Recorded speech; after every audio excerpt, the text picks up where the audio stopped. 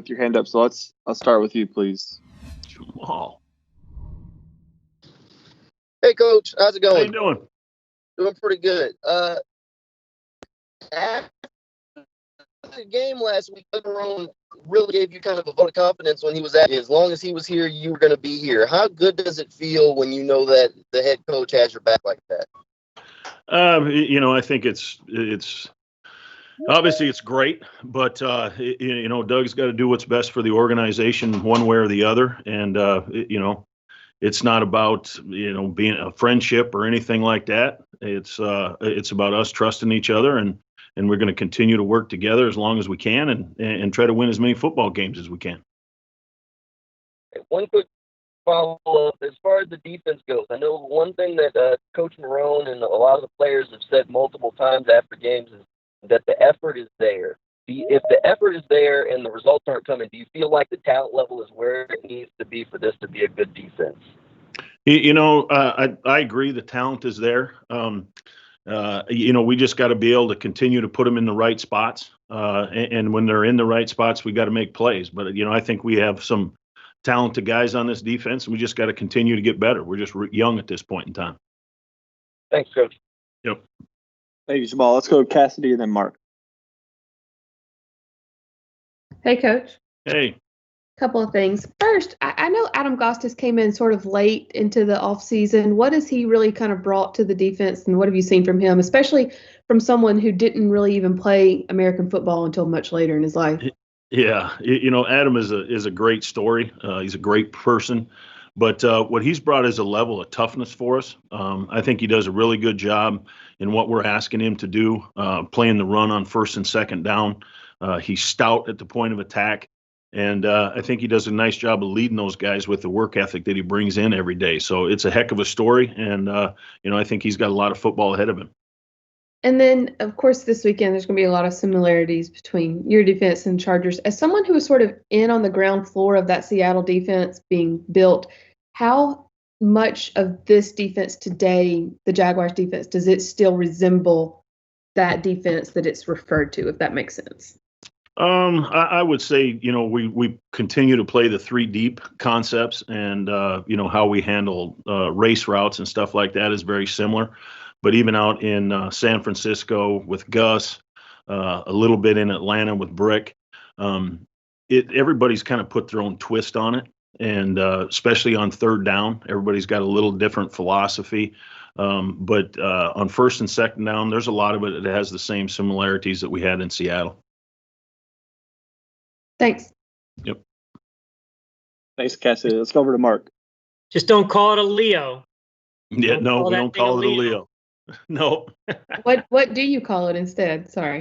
A rush. Whatever. Same. Doesn't roll off the tongue as well, but it works.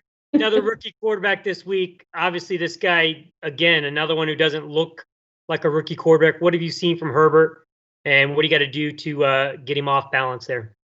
The first thing that pops off the tape is obviously his ability to handle pressure. You look at the analytics side of things, his quarterback rating is higher than it is with pressure than it is without pressure. So he handles pressure really well. I think he's got a big-time arm. He can make all the throws, avoids the rush well, and he's a good athlete. So, but for us, the biggest thing is we got to try to pressure him, and play some man-to-man in the back end. Obviously, they got some very good skill position players that we got to take care of. But, I still think if you can rattle a quarterback, your chances of winning goes up. And then secondly, obviously, it's way too early, but you liked Aaron Lynch when you signed him, when you brought him in. What are the initial conversations about him potentially returning next week? He's obviously he's not in the building. We got to wait 6 days for all the protocol stuff to kick through. He's able to be in meetings by Zoom. And, what we see is a real long athlete, has the ability to rush the passer. Obviously, we were excited about him when we signed him in the offseason. He's had a little time off, so it's going to take him some time to get back into shape. But, once he gets back in here and gets working out, I think we're going to see the player that we signed in free agency that's ability to play on the line of scrimmage and affect the quarterback. Thanks, Mark. Let's go over to Gary Smith. Hey, Todd, or 3 interceptions in the last 2 games. Why do these things get contagious sometimes after a little bit of a drought? Do the guys put pressure on themselves like, hey, I got mine, now you got to get yours? Or is that something you might do where you tell the guys in a meeting, hey, Sydney and Jared got his interceptions. Where are the rest of you guys on this? For us, we basically tell them, hey, if you play the technique right, you play the coverage right, you're going to have opportunities. And that's shown up the last couple days or the last couple games. Even Jared Wilson, when he got his, it was nothing but a tip ball.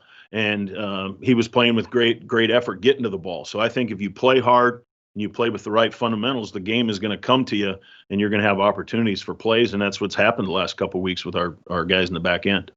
Also, and Joe's interception was on a tip situation. So, is this a situation where do whatever you can to get your hands on a ball and good things are going to happen? Even if it's tip? Yeah, we talk about it in our room when we talk about tips and overthrows, and everybody says we got to get those. That's a main philosophy of ours on defense. If we can get that ball up in the air and all 11 guys are getting to the football, obviously the opportunities are increased for us to make a play. So we talk about tips and overthrows all the time and playing with good effort so you have ops. Thank you. Yep.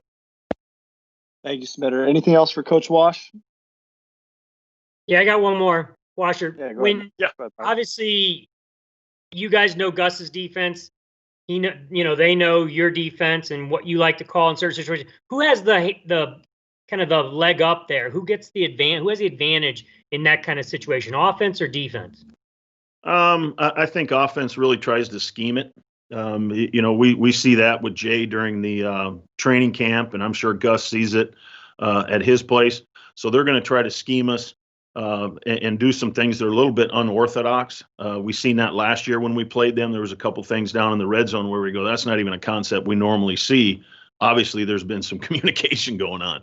So, so we try to change some things up. I think tendencies are big when you go into this game. When they have an idea when you're playing what and how you're playing it. And we got to break those tendencies, both Gus and myself. Thank you, Mark. We'll see everybody at 2:45. We'll have Josh Allen on the call today. Josh Allen at 2:45. From Buffalo?